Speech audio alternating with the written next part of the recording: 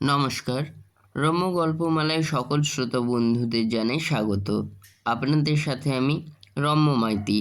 আজ পরিবেশন করতে চলেছি প্রখ্যাত কবি ও শিশু সাহিত্যিক সুকুমার রায়ের লেখা কবিতা বাবু। অঙ্কনে সুকুমার রায়, কবিতা পাঠে আমি রম্য মাইতি।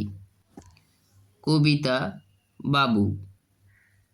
অতি খাসা মিহি সুতি, ফিনফিনে জামা ধুতি, চরণে লপেটা জুতি জরিদার, এ হাতে সোনার ঘড়ি, ও হাতে বাঁকানো ছড়ি, আতরের ছড়াছড়ি চারিধার, চকচকে চুল ছাঁটা, তাই তোফাত টেরি কাটা, সোনার চশমা আটা নাসিকায়, ঠোঁট দুটি এঁকে বেঁকে ধোঁয়া ছাড়ে থেকে থেকে, হালচাল দেখে দেখে হাসি পায়।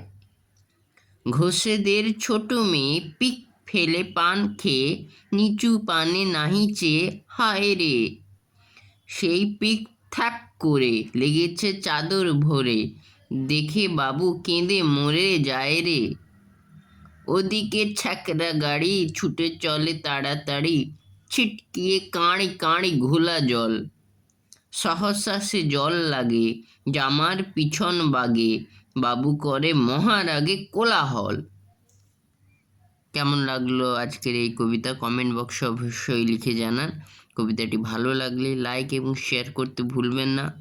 পরবর্তীকালে নিত্য নতুন নানা স্বাদের কবিতা শুনতে এখনই আমার চ্যানেলটি সাবস্ক্রাইব করে আমার পাশে থাকুন। ধন্যবাদ।